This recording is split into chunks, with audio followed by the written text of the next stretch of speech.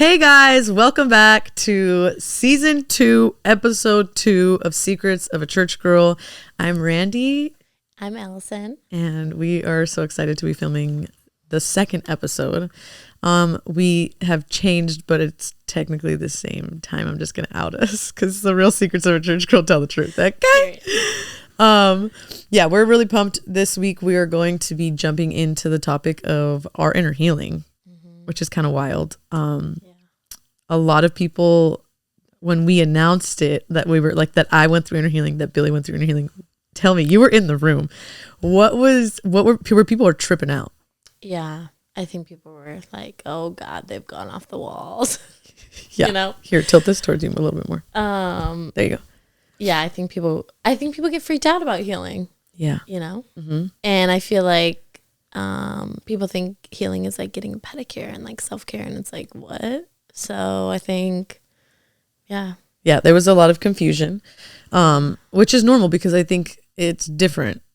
Like I think everybody in the Christian space is always like, they do a lot of good highs, a lot of like radical shake and bake moments, to break something off of their life, which I believe the Holy Spirit can do that, but I also think that he gives us long work. Yeah. Jesus, the disciples followed Jesus for 3.5 years and were shaped and molded every time that they were with him. Yeah. So the consistent work of being under the hand of Jesus is what transformed them, not just the big miracles was what changed them, I don't think.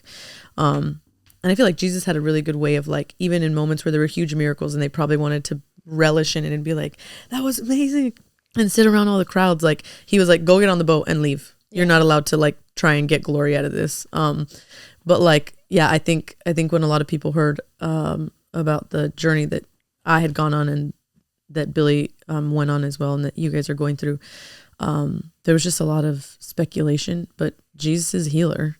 And I think he calls us to laying down our lives, which include the dysfunctional patterns that get in the way of us and Jesus. And ultimately, the pain that you've experienced in life has been inflicted by someone who wasn't healed. Yeah. 90% of the times. Well, and I think too, like people think therapy, which like I think there's a lot of valid reasons why. Like, I think therapy is great with a healthy therapist, or like with someone that has the same faith as you or something like that. So I think people were getting like a little freaked out about that. Yeah, I think it's therapy and never just therapy by itself.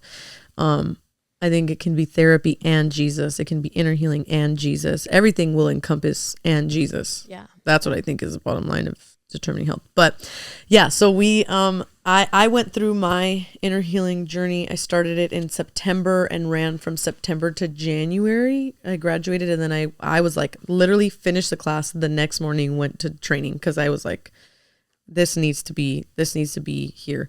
Yeah. So I kind of jumped from there straight into that. It was supposed to be 12 weeks. Right. Your guys' is a little bit extended too because we take 1 week off a month. Yeah.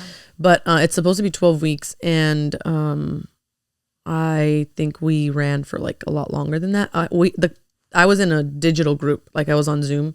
And so, and I was in my Zoom class had pastors in it and all that. And so we kind of just said like, we're going to commit to this. And one of the main commitments at the top is like mountain moving commitment. So like, I'm going to move mountains to get here, but if I can't get here, it's because, I've tried to move every mountain and I just can't. Yeah. My child's barfing on me. Like my plane is delayed, whatever it is, stuff like that. And so, I went from September to January and, it like wrecked me and then put me all back together by the end of it. And then Billy went through the 7-day intensive that was pretty much what I did in those 4 months. He did it in 7 days, which is just wild to me.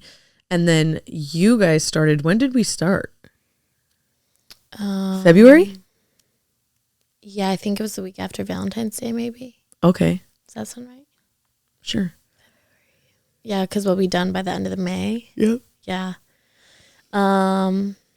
Yeah, I feel like right when you told me about it, I was like, okay, when you get certified, I'm doing it. Yeah, I remember that too. Yeah, I remember in the end of 23, you telling me like the 2024 is my year of healing. Like I'm gonna like, Yeah.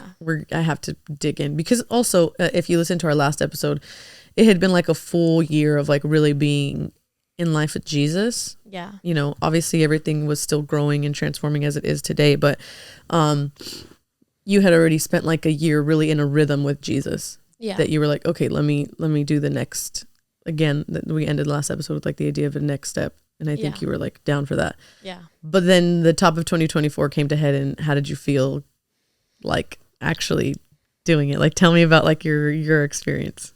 Yeah, I think it was like another fork in the road. Like, right, I had the one that it was like either you're going to jump with Jesus or you're not. Yeah. And then it was like, okay, you're either going to be a healthy Christian or you're just going to be like coming on a Sunday.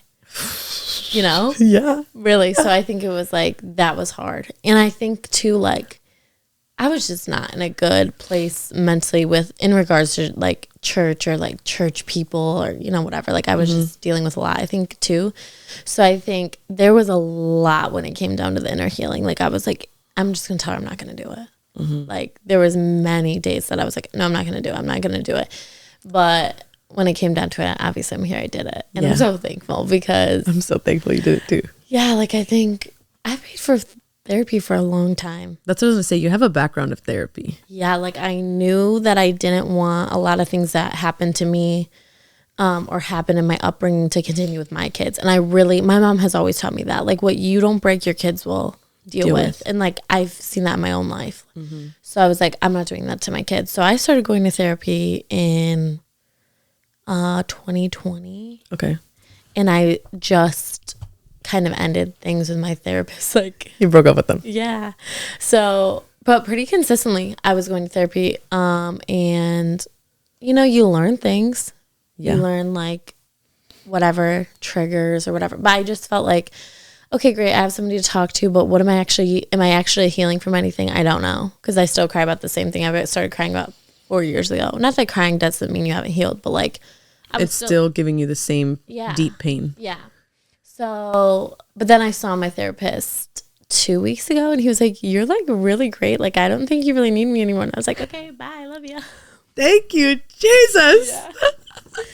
No, that's pretty incredible. Yeah. Because he's never said that to me before. He's like, okay, Allison, you need another session. I'll see you back in 3 days. That'll be another $100. We need to stay here longer. Yeah. Did that floor you? No. Because you knew you're like, I'm growing. I'm healing and dealing, baby. Yeah. And I was like, I feel like God does not, like, those stuff does not go void. Yeah. So it was like, even weeks where I feel like, dang, like I dropped the ball, like in inner healing. Like I should have journaled more. I should have I feel like I still learned so much. And like every time I'm just wrecked over something. Yeah. You know, like things I've never talked about, I talk about. And like, that's like. Giving voice to the pain, baby. Yeah. Yep. Yeah. So. Yeah, it's a good work. But I feel like it is trending. Oh, yeah. The idea of like breaking curses and healing and you know, like, you know, just. Yeah. Generational curses. I hear people say that all the time and I'm like, okay, what are you doing? What do you think though, like of that being a hot topic? One, I'm glad people are talking about generational curses because they have never been talked about really before, in my opinion. Same thing with the mental health thing. It's like, I'm glad people are talking about it, but it's like, what are we active? And this is too, it's like, if you don't have a faith basis, then it doesn't matter what I say, right? Mm-hmm. Like, but it's like, how are you breaking generational curses, you alone? Yeah. Like, you know what I mean? Like, yep. Oh, you think going to the gym every day is breaking obesity in your family? It's like, wait, what? Like, you're starting a habit or something, but it's like, what is the root of that? Like, where is that coming from? It's like, you don't even know. Yep. I can appreciate the willingness and trying. Yeah. But it's like, we got to get down to the root of it. Yep. Yeah, I agree. I think, and this is just opinion based, okay? This is what we always said in last season was like, this is just our take on this. Yeah. And I guess no, I refute that. This is the Bible, okay? A wise man surrounds himself with many counselors. Yeah. You cannot do this work alone. No. You're there. You have blind spots, and you are a fool to think that you can do it alone. I'm speaking to who I was in August of last year. Like I was just like, I can keep managing this. Like I can keep writing this stuff out. Like I can, every time I see something, I'll tell Billy. He can tell me.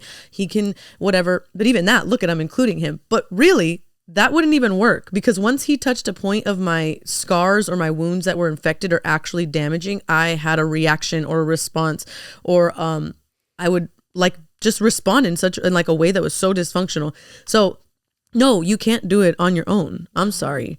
Like, that's not biblical.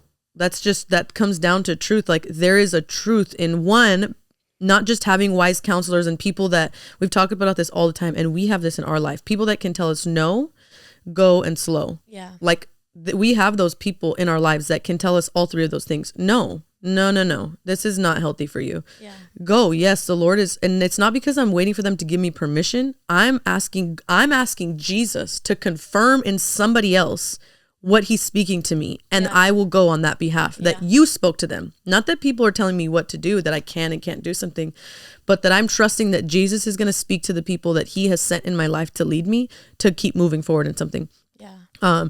And then slow down, which is like, yeah, maybe this is right, but just like, let's take our time through this. There's no rush. Like, God is the God of order, and he's also a God of perfect timing. So just breathe it out. Like, we have those three things. But you know, so that's the wise counsel, right? But then there's a part of inner healing that I think we're going through, that we're bearing each other's burdens. Yeah. Like, not just because someone has to tell me what to do or whether or not I'm doing this right, but like, you shouldn't have to carry it alone. Right. Like, that's the whole point of community. Yeah. It's like, yes, like, no, it's not your fault what happened to you, but people say this, but it is your responsibility to deal with it. Yeah. But you go to the right community and you'll find people who want to take on that weight with you. Yeah, carry it with you. Yeah. Yeah. Because don't you feel like some of the best parts of like the inner healing stuff has been that we're carrying each other's stuff together? Yeah. Yeah. And I think too, it's like the whole trauma bonding is like a thing right now. Like, oh, we're not going to trauma bond, but it's like, it's not trauma bonding when you're healing through it. Like I feel like it creates a sense of trust. Like, we're about to safety. Share something. Yeah. We're about to both share something really intense, and like, I'm going to cry because I can tell how much that affected you, and you're going to cry because you can tell how much that affected me. And then we're going to work through it, and we're going to figure out what we're actually looking for. And then we get freed from that. And then you give permission for accountability after that moment. Yeah. Trauma bonding, I feel like, is when we can sit and bear each other's weight, and we can, what's the word? A little ASMR. Where we can almost vent out everything that's been done to us. But after I get it all out, you're not allowed to tell me a single thing about it. Yeah. That's it. So even if the thing that's been making me sick, that's making me traumatized, once I've told you about it, that's where it ends. You don't get to touch that. Yeah. You don't get to, you don't get to touch it. Yeah. What we do in inner healing is like, let me show you my scars and my infections, but I give permission to the Holy Spirit to touch this wound, to put his hand on this pain. And then for the people in my circle, we call it like a shoshbin, which probably sounds so crazy. And it's a biblical term, but allow them to speak to that. Yeah. That's the biggest difference. Right. Well, and I think too, it's like even trauma bonding, like the definition of trauma bonding isn't what you just said. Not that that's wrong, but it's like, people don't even know what they're saying. You know what I mean? Like, yeah. It's like, okay. So what would be explain your definition of that? Well, my best friend, she's a psychology major, whatever, but she explained it to me like trauma bonding is when somebody inflicts trauma on you, like purposely harms you, and then they fix the pain. Oh. They bond you through the trauma. Like, I've had an experience where somebody would wreck me, and then it's like, they would try and fix you. Yeah. So I thought it was like we had similar traumas, so we bond over that. Yeah, that's what people think. And I think that is a form. I think that could be like, but the definition of like a clinically trauma bonding is where I inflict pain and then I'm the fixer as well. Yeah. Okay. You just taught me something. Yeah. No, that's good. But I just learned that too. So I think, but it's like, because people say it all the time. We throw it around all the time. I've heard it so many times used in the other context where it's like, oh, I trauma bonded with you. Yeah, like that's cute. That's crazy. Yeah, no. Yeah, what a misrepresentation. Yeah. But it's true. It's because it's trendy. Yeah. And like, I think I will say, I think there is a desire in our generation, it's our two generations, to genuinely like dig deep in something, because I think we're all looking for something. Yeah. That our parents didn't look for, or that they had a desire to look for but never were given permission. And if there's something that our generations have, it's freedom to do whatever the hell we want. I'm sorry. Yeah. But like, you can do whatever, be whatever, say whatever. And if I don't agree with you, I'm like labeled as something, right? Yeah. So I think for the first time, our generation is searching for something like in a legit clinical way. Yeah. Like they really want to understand. But I do think that they're looking for solutions in places you're not going to find solutions. You're just going to find descriptions. Yeah. So our generation is looking to describe an experience, Yeah. but they're looking for the solution in that instead of just the description. And inner healing, you get to understand the descriptions of everything you've experienced, but now let's take you to a solution. Yeah. And I think that that's the difference between healing and therapy. Because how many times I sit there and it's like, okay, this is what happened. You were traumatized because of A, B, and C. And it's like, okay, see you later.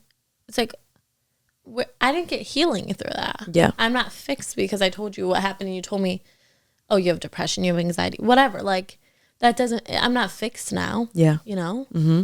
So I think there's a major disconnect. Yeah. And we're doing ourselves a disservice by people being healed, not calling that out, I think, too. Yeah. And I also want to add this, like how you said, like you have, the Bible's clear about seeking wise counsel. Like I just feel like time and time again, the world will rip off the Bible for a cheap alternative. Because like how many times do you hear people say like, surround yourself with people that are smarter than you, have more money than you. It's like, you want to be the Bible so bad. You want to say you need Micah sandals so bad. You want to quote that proverb so bad. Want to? Give Solomon his credit, baby. Yes. Give Jesus enlightened him, but still, Sully was real good. Yeah. He was spitting bars through Proverbs.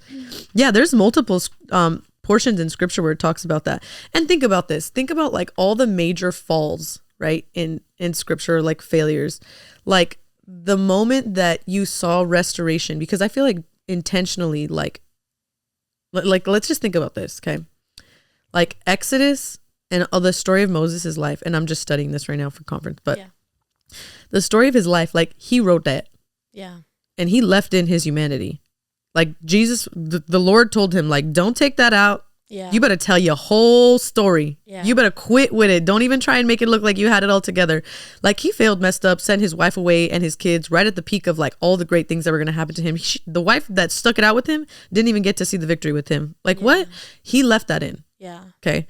And many times through scripture, let me just tell you this. You know who came back after Moses tried to like, oh, send my wife and kids away. Like, I'm going to go handle like Pharaoh and like get my people and all this stuff like that. Sent his wife away, all those people. Sure, like some people see it as somewhat heroic, but it's also like, oh, you're just going to go relish in all your goodness and win because you know God's on your side. He's literally shown up to you as a burning bush. Yeah. And he has like, you know you're going to win. Yeah. Like God even tells him, don't forget to use your miracles. the way that I would have been. If I knew I had access to miracles, like I ain't forgetting. Yeah. I'd throw the staff down real quick and be like, and what? But the one who brings him back was Jethro, which is his father-in-law. Jethro, Moses' father-in-law, Zipporah's dad, brings the wife and kids back and is like, these are yours. Okay. You still have a responsibility. Yeah. And Moses had to suck it up and hear the truth. Yeah. Like what was Jethro? It was his accountability in that time. Yeah. When I think about David and Bathsheba too, it's like, okay, well, a prophet came back around the other side after all that stuff failed and called him out, was like, listen, dude, you have stuff to own up to. Yeah. You have things that you did not deal with that you need to process. Yeah.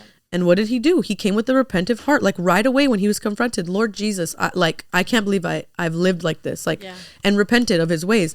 But like everybody that's freaked out about the entire process of confrontation, healing, and dealing with everything that your life has encompassed and has brought wounds, right? Like I'm sure Zipporah, Moses' wife, was real messed up that she just got sent away. Yeah. That's painful. Right. Like, you know what I mean? Uriah and all his men, like Bathsheba had to lose her husband because the king called her over. Like you have to be accountable for these things. Yeah. You have to deal with the stuff in which you have inflicted pain on others. Right. And you probably in turn before that have been pain inflicted on you. So like, but all of these major characters in the Bible had accountability. Yeah. Well, and I think we get very comfortable as Christians saying like, Jesus is my accountability. And it's like, okay, yeah, but do you believe the Bible or not? Are you going to listen to what the Bible says? What does Jesus say about accountability though? If he's your accountability, what does he say about accountability? You better get some. You better get some of these. You better come get some of these. Yeah, but it's like you're literally saying, Jesus, I'm listening to half. I'm going to be a little cherry picker of what I want to hear. Well, too. And if the Jesus you serve always agrees with you, you ain't serving Jesus. And I think that's hard because, like you said, in this generation, we can be whatever, do whatever, tell anybody off. We can do whatever we want. And I think that was me for a long time. I was like, nobody's going to tell me anything. And then it's been very, very humbling, first of all. But it's been rewarding because it's like, okay, you decided to not, like, where was I getting with myself? Nowhere. Well, and I think, too, that's been a thing, like, you told me this, like, you can have a good life by yourself, but you can have a greater life and you can have a bigger purpose with Jesus. And it's like, there is that balance because it's like, all right, you still have to submit every single day. So, but it's like, it's very, you, like, literally true freedom. Like, I feel like my life has been radically changed because I submitted to somebody being like, okay, you're dysfunctional. Yeah. Which 2 years ago, I would have been like, okay. Bye. I'll show you dysfunction. Yeah, you want to see dysfunction? Yeah, it's almost like, and that's a thing too with healing. It's like, oh, you want to call me out on something? Well, I'll show you a version of me that's worse. And that allows me to stay where I'm at because I've seen worse than what I am. I'm not as bad as the person next to me. So that should relieve me of dealing with my stuff. That's crazy. It's so real though, dude. Like, think about that. Like, the amount of times too that I've been like, well, I'm this, but let me raise you your disassociation with a little bit of self-medicating. That's way worse. So I can just disassociate because at least I'm not self-medicating. Yeah. And it's like, no, in any of those realms, don't you think you're deserving of not being stuck to any of those dysfunctional behaviors? Yeah. Who cares if anybody's worse than me or not as bad as me? I'm deserving of the freedom that Jesus says that I can have. Yeah. Yeah. The sin is different, but the freedom is still the same. Yep. God's not calling us to anything different per person besides like literally healing and getting free. Yeah. And Haley, she's the one who took me through inner healing. She tells me this all the time. Like, this is your birthright. Yeah. Go after it. Yeah. Whether you come and claim it or not, it's not going to anybody else. Right. Right. Like, the healing, the gritty parts that you get through, okay, you push through those, but then you have this birthright in the end. And it's like, whether or not I go through the gritty stuff, that account will still sit there with my birthright and it's not going to anybody else. Yeah. I wanted to bring up some verses. Okay. So Proverbs 12:15 says, the way of a fool is always right in his own eyes, but a wise man listens to advice. Spiritual spanking. Proverbs 11 verse 14. This is for everybody that thinks that they don't need somebody. Even if it's one person, this is what Billy says all the time. Like, not everybody needs to know everything, but one person needs to know it all. Yeah, but I think too, it's like in our inner healing, there's 5 of us? Yeah. And I think it's so, like, not that I'm like talking about everything that crazy that ever happened to me, but it's so freeing. Like, because I feel like one person that's like, I don't know, there's something about the group. Yeah. Well, I feel like when you go through the digging, it's in a group. Yeah. But then after when you graduate and you finish this course, all that stuff like that, which is going to be a crazy adjustment too. Yeah. Because like, you're not going to be in there every week. We're going to have to keep it going. That's what I'm saying. There's your small group. Yeah. But like, there's a group to sustain like those relationships. But when you don't have that every week. Yeah. What is life like then? Yeah. Yeah. Because you got to find one that you're going to commit to. Like Ruth and Naomi, she said, where you go, I go. Where you lay your head, I lay my head, because I want what's on your life. Yeah. Like, I committed because I was like, I want what's on your life. Yeah. You better give me that. Yeah. Elijah to Elisha, give me the double portion. That takes a certain level of humbleness. You can't have pride and say you want something someone else has. Uh-huh. And it's like, I don't want what you have. I want what God put on you. Yeah. I want God's gift. Because what God will give to you, God will give to me. Yeah, he withholds no good thing, baby. So... But I think how often are we like, oh, they're doing that, I'm not doing that. Mm-hmm. Yeah, just like the pride of repetition. Yeah. Like, oh, I don't want to do the same thing they did. Yeah. You don't want to be free like they are? Just say that. You want to be stuck? Just say that. Yeah, and then, okay, so let me read some more. Proverbs 11:14 says, where there is no guidance, a people falls, but in abundance of counselors there is safety. Not there's perfection. Mm-hmm. Not there's performance, not there's answers or solutions. There's safety.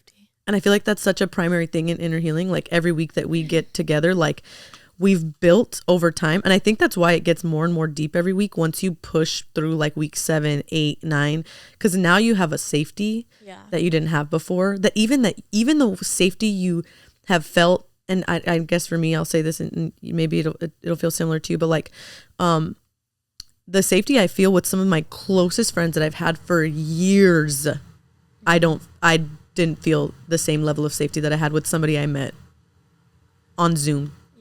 Yeah. Like, that's crazy. Well, like you said, like you're carrying each other's burdens and you're trusting each other with something. You know what I mean? It's like no man's sitting out. Nobody doesn't have to dig through their crap. So it's like, we're in this. Yeah. And I think too, it's like things that the ugliest, like I said, like last week, like I was like, the ugliest parts of me, the people responding and encouraging me know that. Like normally it's like when someone's like, oh my God, I wish you were my daughter. Like you're the best. It's like, okay, you don't even know me. Yep. But it's like when somebody said that to me in inner healing, it's like, wait, but you do know me. Yeah. And you know how ugly I feel like I am. And you know, like some of the deepest parts of me. Yeah. And you still said that to me. And like the encouragement is different because it's like you see me for everything that I am, everything I'm not, everything that I've done. And like you still love me. Yep. And like, how many people in your life do you feel like can say that? Oh, I got flissons. I got goosies. Yeah. Because like, even your parents, they don't know everything about you. Yep. And so I think it's just, that's been really, really good for me, I think. Yeah. It's beautiful. Yeah. Okay. Let's see a few more. And this is something that people quote this. Oh, God. Like, dude, it's on every bumper sticker. It's on every mug. It's on every, like, you know, like, NOTW shirt, like remember that store? It's like on all that stuff. Okay. But we forsake the primary concept. All right, let's hear it. Trust in the Lord with all your heart. Do not lean on your own understanding. In all your ways acknowledge him, and he will make straight your paths. Do not lean on your own understanding. Yep. What you have come up with, what you have, your own way of life up until this point.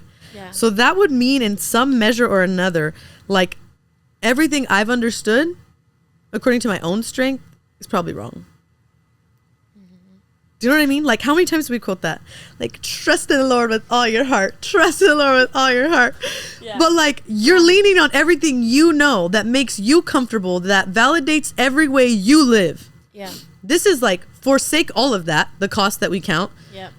To lean onto something else. And I believe that Jesus sent us, our girls in that group, intentionally, that we lean on him, but we lean on the resources that he has provided, which has been the space that you guys are in. Yeah. So, yeah, it just makes me laugh. That was so funny, though. Everyone's wearing it. No one's doing it. Dude, listen to this. Ooh, I want to read this. Jeremiah 23:22 says, but if they had stood in my counsel, then they would have proclaimed my words to my people, and they would have turned from their evil way and from the evil of their deeds. Like, if they would have stood in counsel, like, submitted to some people, let some pride go, they would have done all this stuff. They would have proclaimed his word. They would have turned from evil. The evil deeds would have been done. Yeah. All based on counsel. And like healing really is like submitting to to Jesus, obviously, because you're like, Lord, I'm submitting to this process. But that's one of the first things we talk about is like, you have to submit to the process, which means submitting to the people in which God has assigned to you for that process. Yeah. People get really freaked out about that. Like, oh, even submitting under your pastors or, you know, whatever they say, like, people get really weird. And it's like, what? Yeah, I think it reveals like pride. Yeah, but it's like that's a really dangerous place to be. And I feel like I was there. Oh yeah, I've been there so many times. And it's like, all right, well, you're dancing. Yeah. And that's scary. Yeah, even right now I'm like, okay, like in everything that we deal with as like we're going forward and there's groups to start and conferences to lead and like I still have to get on the phone and be like, okay, what do you think about this? Like do you think we like, and if there's a no, like I trust God enough that he has assigned people to me. Yeah. So if that's a no, then it's a no. And like, to me, I have to ask myself, if they say no and I have a big reaction, big response, not only what am I looking for, but why does that make me so mad? Yeah. Like, seriously, like, why does that make me so upset? Like, I remember when I was probably like 21 or something, 22, like, had just gotten married, and I had started this fashion blog. Okay. It was called Fig Leaves to Fashion, which is like, I was like, oh, this is going to be all like biblical. Like, you know, like fig leaves is what they were dressed in when they tried to hide in Genesis, and then like to fashion, like, you know, you don't have to whatever. And I see the vision. Yeah. Thank you. Thank you. Maybe she'll be revived soon. No, she won't. It's such a long name. Like, what? But anyway, and I remember posting like a few things on it and then like kind of letting it die. Like, I just like didn't follow through with it. Yeah. And then like I posted something on, and this was like when Instagram was like barely taken off, but I posted something on Instagram, and I posted it only on Instagram because like all my family was on Facebook. Like, everybody was already on Facebook. Nobody was on Instagram yet. Okay. Yeah. So it wasn't something like horribly bad, but it was just like, it didn't reflect everything I was literally just posting about probably 2 months before, 3 months before. Right. And Pastor Set was like, hey, can we talk about that? And I was like, talk about what? She's like, I just saw your post on Instagram. And I was like, oh, you're on Instagram. And I really genuinely thought I was like being slick, because I was like, oh, she's on Instagram, whatever. Yeah. Which is even worse. Like, if you're going to do it, just do it. Yeah, you know what I mean? Posture, right? Yeah. And she was like, well, you just spent like, you know, the last few, like, you said God downloaded something in your heart. Like, you really felt like this is this. And like, I just want to come back around and, you know, challenge that. And I was like, it's not really that big of a deal to me. Like, that was literally my answer. Like, it's not really that big of a deal. Like, I have like 90 followers on there. She's like, yeah, but like, do you feel like what God spoke to you about, he's still speaking, or did he just change his mind? Yeah. And I remember being like, ugh. Yeah. And I was like, oh, okay, well, I'll think about it. That's what I said. Mm-hmm. Someone slap her. And so I remember going home and being like so annoyed and asking, be like, is it really that bad? Like, and looking for somebody else. I'm not looking for him to tell me the truth. Yeah, yeah. I'm looking for him to validate what my opinion is. Yeah. Right. And usually when I have to go, is this okay? Is this okay? Like, we talked about this in the last episode. Like, is this okay? Is this okay? It's probably not okay.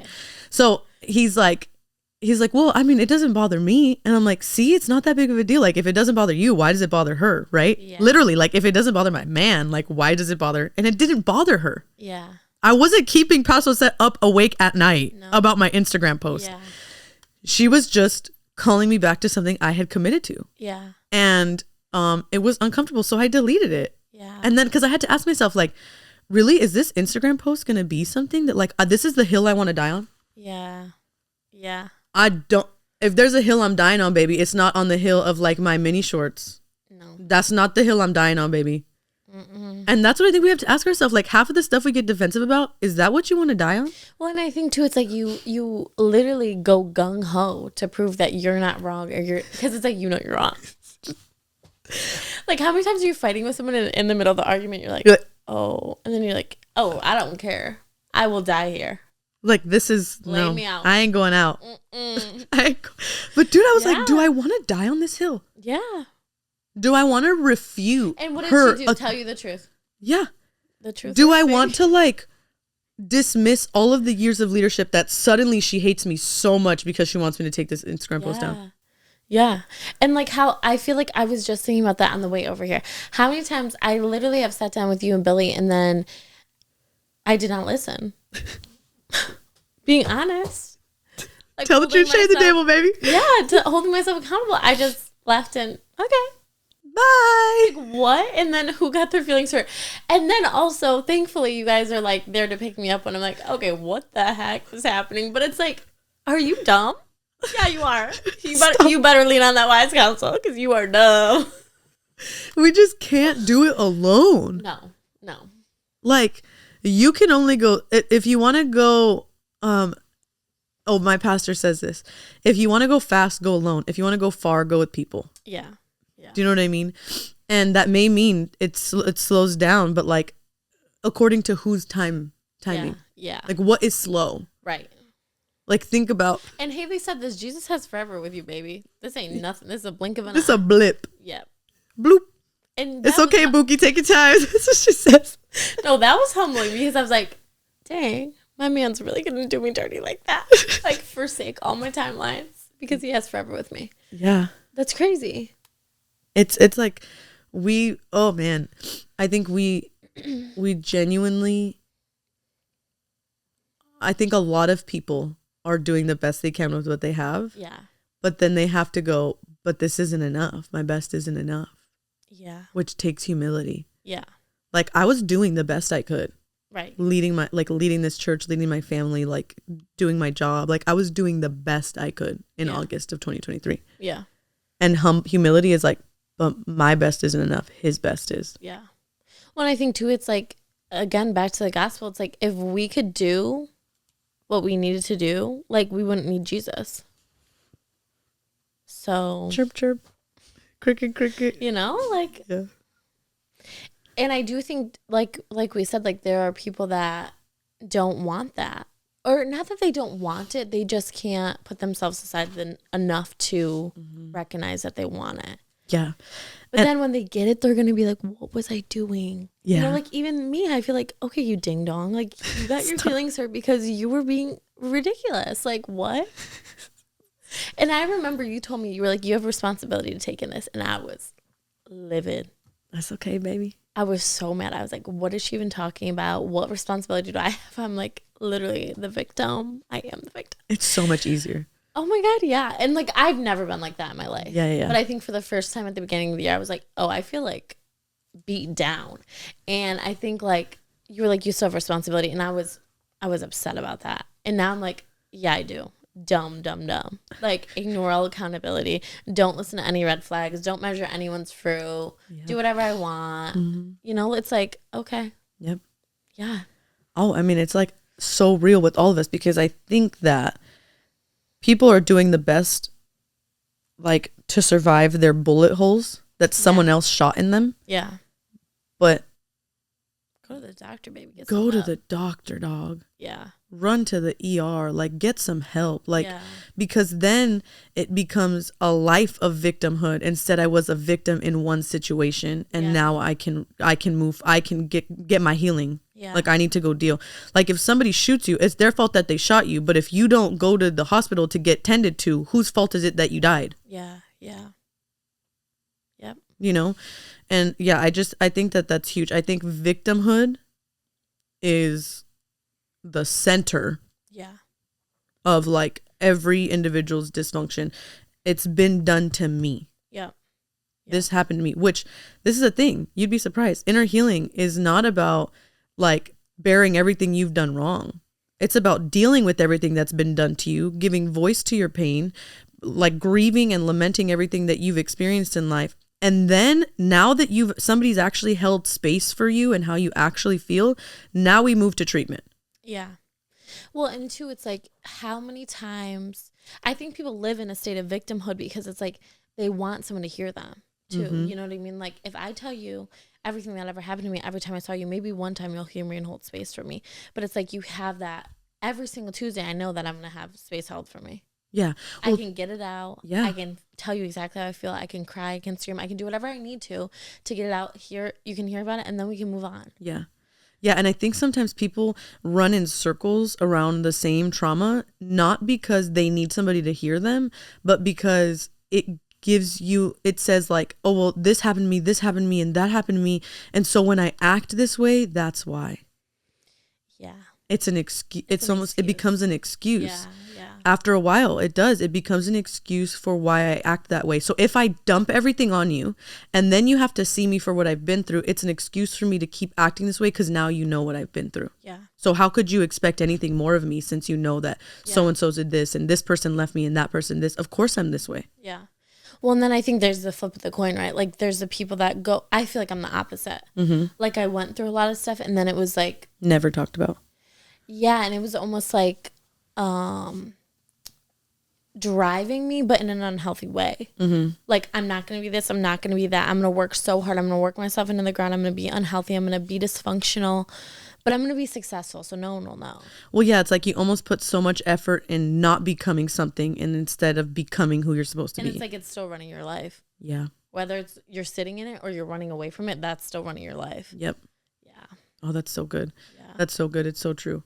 Yeah, because you are either like giving yourself an excuse for being that way, or you are basing your whole life on not becoming that, which it's still in control. Yeah. That's so powerful. Well, and two, it's like, I think people, I don't have kids, but I think people will say like, I'm not going to parent because my parent did this to me. And it's like, you're still letting that. Your parents are still in control. Yeah. Mm-hmm. Yeah. Like, I'm not going to have kids because my parents messed it. Or parenting out of fear because you fear you're going to be like your parents or something, you know? Mm-hmm. And it's like, it's still doing its thing. Yeah, it's still in control. Yeah. Yeah, it's so true. Yeah, I think too, what do you say to like the people that are convinced they're breaking something, but it's all kind of the same? We've talked about that. Or like, what examples do you have of that? Yeah. I think like somebody, like silly things. It's like, oh, my parents made me eat all my dinner, so my kids don't have to finish their dinner if they don't want to. And it's like, okay.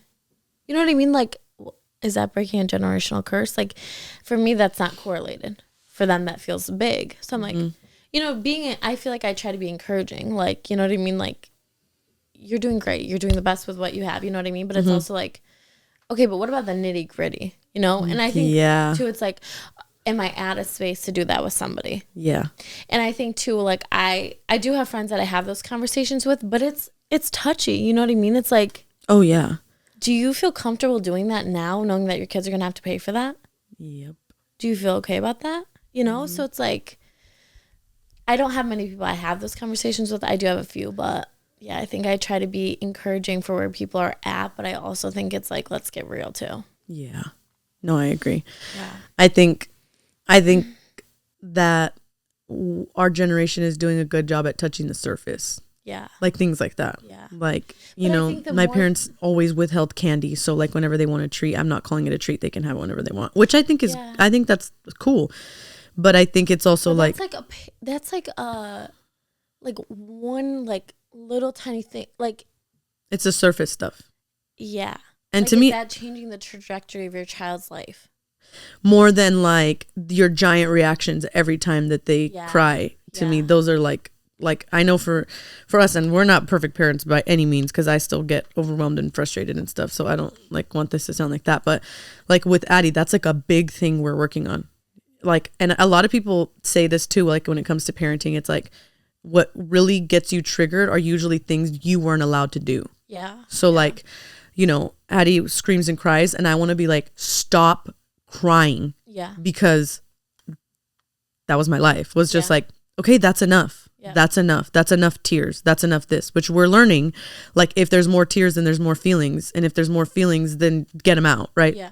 But like, okay, I limit Atlas's treats. Why? Because I don't want her to have cavities. I'm sorry. Like, I tell her she has to finish her vegetables, not because like I'm force feeding her to eat food, but because I don't want her to be constipated later. Yeah. Like, but it's like you do the same thing too, right? Yeah, like you're not sitting there eating a bag of hot Cheetos until you finish your protein. No, you know what I mean? Like exactly. Yeah. And then we want to force food for our kids, but like all we drink is iced coffee. But that's another conversation. Yeah. But like I think like we're trying to get into the nitty gritty of what is actually going to be generational for her. Yeah, she might remember that I made her sit at the table and eat her broccoli, but like she's going to have imprinted on her that her emotions are not scary, that she doesn't run from sadness. Yeah. Like, so like toss up, like I'd rather you laugh about the fact that like you weren't allowed to have juice boxes during the week, and then remember though that when someone inflicts a laceration on you, you're allowed to cry. Yeah. And I think too, it's like, there is like a sense of like teaching healthy habits, right? Because like, like if you're not giving your kids sugar all the time or whatever, like they're more likely to not struggle down the line with like binge eating or, whatever. Yeah. But like, it's like, still there's a root of that. What is the root of that? Why do you want to binge eat? Why do you feel like you need to eat all the time for comfort? Or like, you know what I mean? Like there's something deeper. So it's like, if we never get to the deeper thing, we're just doing behavior modification. Yeah. And how long do we do that for? And it's not sustainable. Mm-hmm. Or it is sustainable for a long time and you're never fully free. Yeah. You still feel like imprisoned in some level. Yeah. Yeah.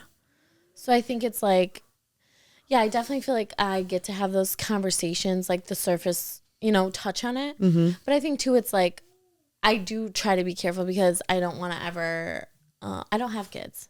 I don't know the struggle. Yeah. Not yet, you know, like, but I think, you know, meeting people where they're at too. Yeah. And I think, like, I think there are a few things that people can't speak to when they don't have kids, which is like busy, you're busy, you have kids, you should just be getting over here with your kids anyway. I feel like that's something. But like dysfunction is translatable. Yeah. I don't like. Yeah. Like it's not, well, you're not speaking another language just because you popped a baby out. I'm sorry. Your dysfunction is still the same dysfunction. Yeah. Yeah. If anything, it makes it more urgent for you to understand this than it does for somebody who doesn't have kids.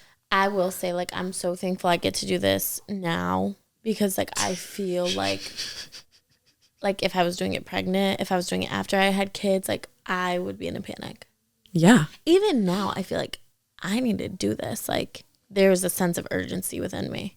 Yep. And I think what's really sad is that the enemy has caused people to believe the lie that it's too late. It is what it is. Oh, that statement makes my blood boil.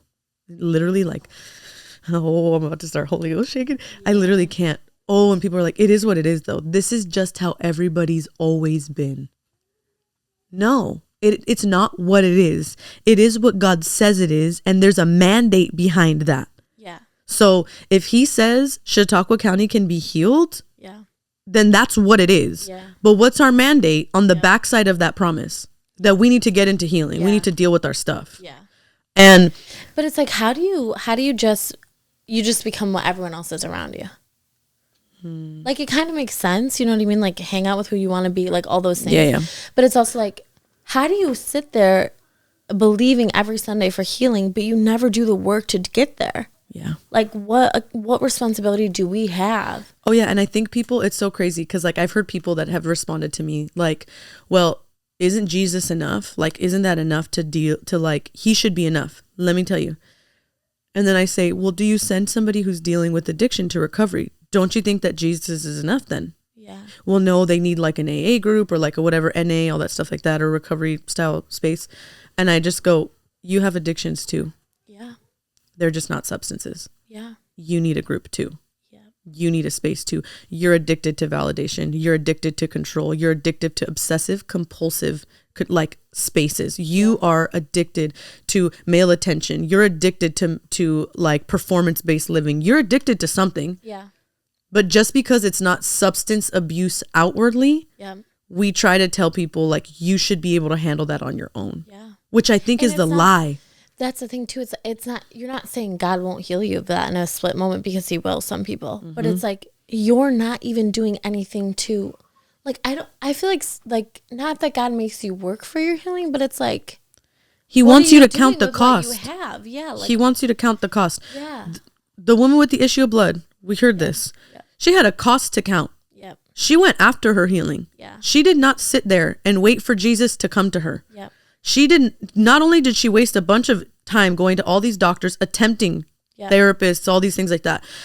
When she came out of this place that she was at to get to Jesus, she had a cost to pay. Yep. She risked everything. Yep. She literally, if somebody would have seen her in the color of cloak that she was in, they assumed that she put something else on, because you would have to wear something that designated you as someone who was sick. Yeah. So, hi, just so you know, even if you don't think you're showing it, you're wearing it.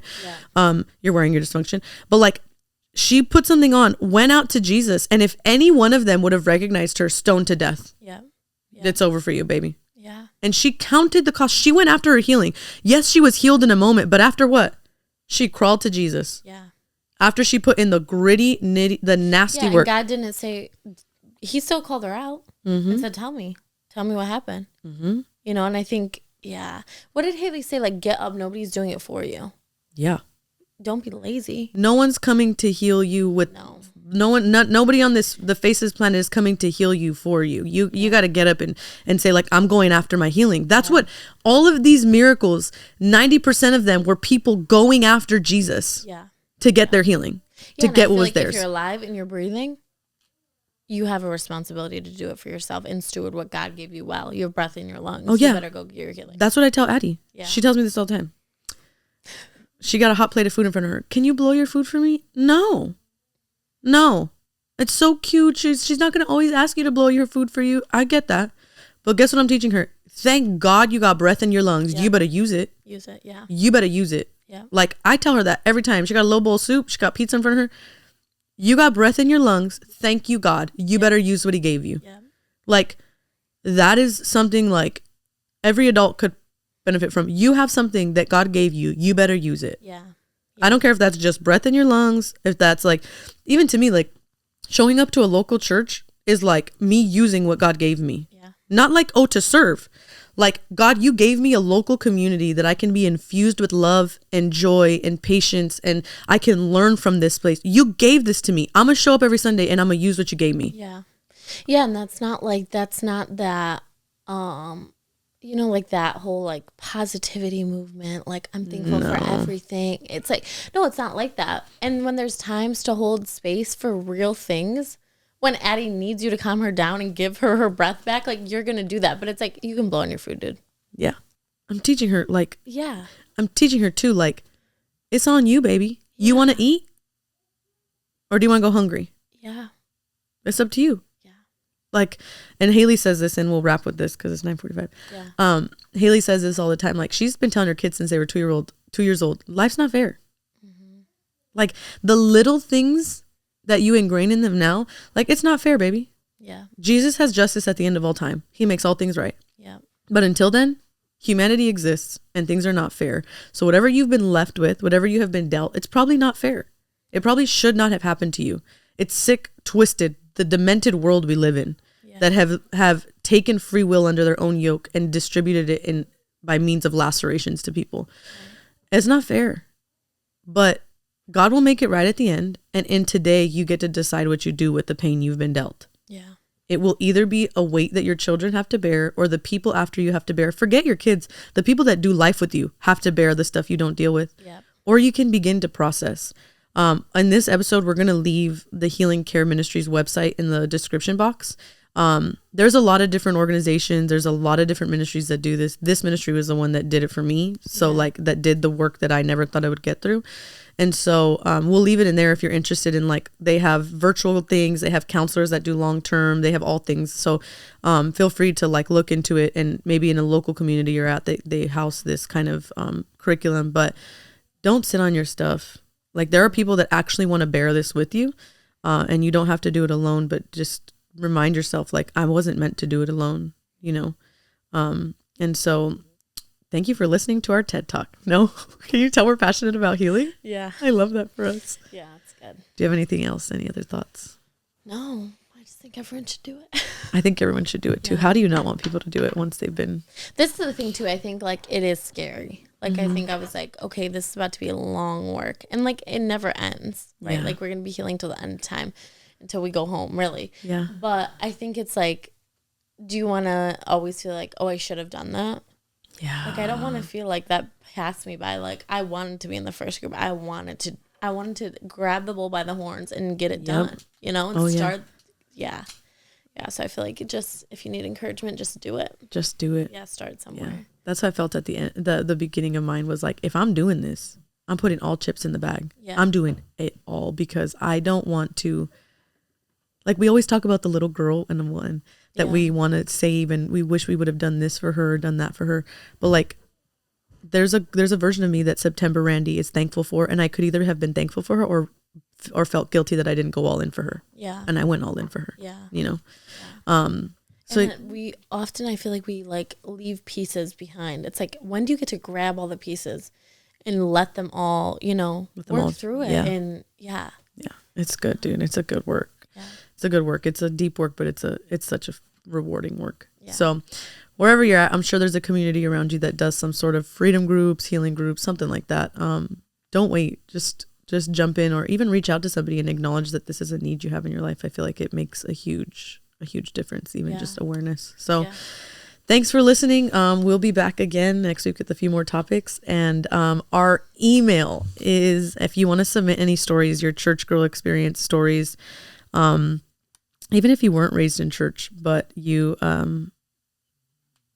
me see, you just really want to share something that's been on your heart, then we would love to hear it. Yeah.